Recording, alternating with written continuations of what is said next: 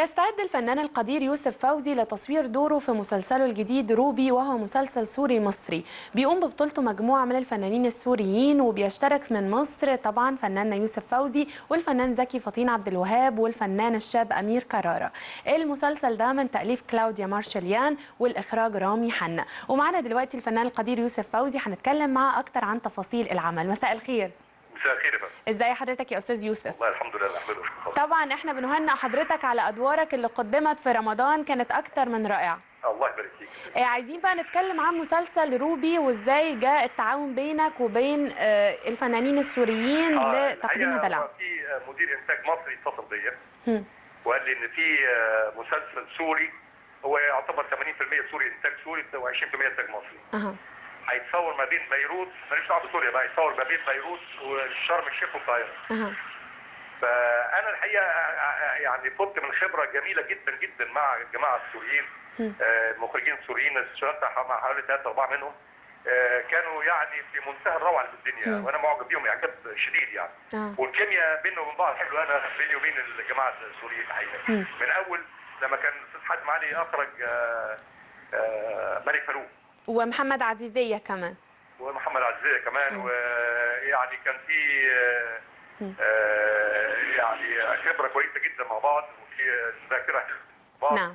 فلما قال لي انه ده يعني اخراج اسمه ايه ده انتاج سوري، انا رحبت على طول الحقيقه قبل ما اعرف يعني ايه الحكايه خالص.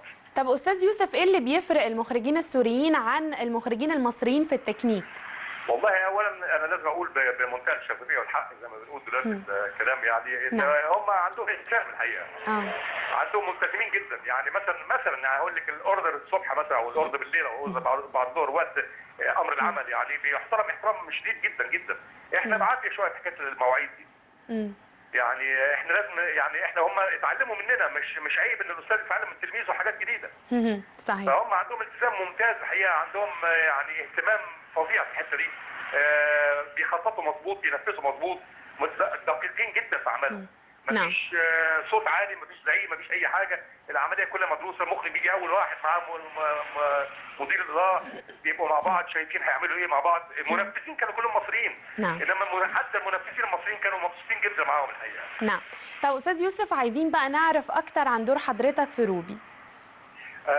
روبي ده اسم مؤقت للمسلسل. عباره عن بنت لبنانيه رائعه الجمال، لها يعني احداث في الحياه، ان كان احداث من الناحيه العاطفيه، واحداث من الناحيه الماديه، واحداث من الناحيه العائليه، ظروف العيله وكده، او من ناحيه البيزنس. يعني لها تجارب وخبرات جامده جدا في المساله دي. هي بتيجي بتتجوز واحد مصري اللي هو امير كرارة، حبيب قلبي صديقي قوي قوي يعني. انا اللي اعرفه ان امير كرارة وزكي فطين هم اللي من مصر، ده اللي شفتهم يعني معايا. احنا عارفين لغايه دلوقتي هم بس. بالظبط كده. فهم بيجوا على مصر يعني، وانا راجل اعمال من النوع اللي هو يعني بتاع ستات يعني الحقيقه.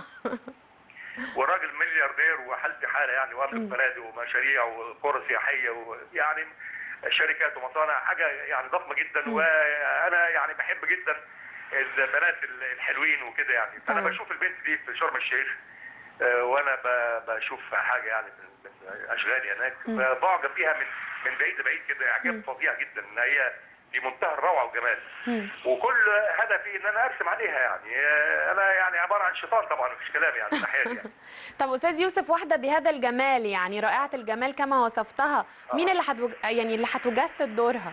مين يا فندم؟ مين اللي هتجسد دور روبي؟ والله ده كان اول سؤال سالته للمنتج الحقيقه. انا مش على درايه قوي باسماء النجوم او النجمات الشاميات الحقيقه. انما هو كان قال لي احنا لسه بنفاضل بين بدائل، لسه ما رسمناش يعني، احنا في مخنا حد معين، بس بتشوف يعني عشان نتاكد نشوف كان في بدائل ولا لا. مين بقى الحد المعين؟ ما ذكرتيش الحقيقه خالص. اوكي. هتصوروا امتى يا فندم؟ والله هم بداوا في اول رمضان صوروا في بيروت. وكان المفروض ان انا هيصوروا معايا لما يرجعوا بقى بعد العيد، فات العيد، وبعدين قالوا على 11 فات 11، وبعدين قالوا على اخر الشهر. فيعني هم يعني العمليات لسه مش واضحه بالنسبه لي انا. طب استاذ يوسف، عايزين نعرف الجديد عند حضرتك غير روبي. والله الجديد المفروض روبي يعتبر جديد، انا بالنسبه لي لسه ما بداتوش. تمام.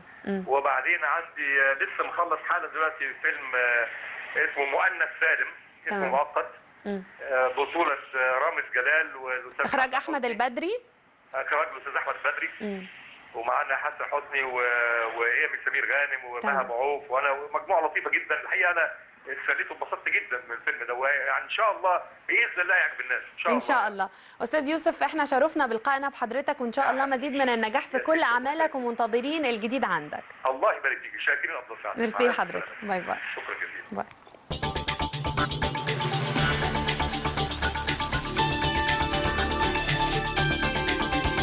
مشاهدينا وبكده نكون وصلنا مع حضراتكم لختام لقائنا في فلاش. قدمنا لكم مجموعة من الأخبار والتقارير، بننتظركم في حلقات كتيرة جدا مع فلاش وأخبار أكثر تجددا. باي باي.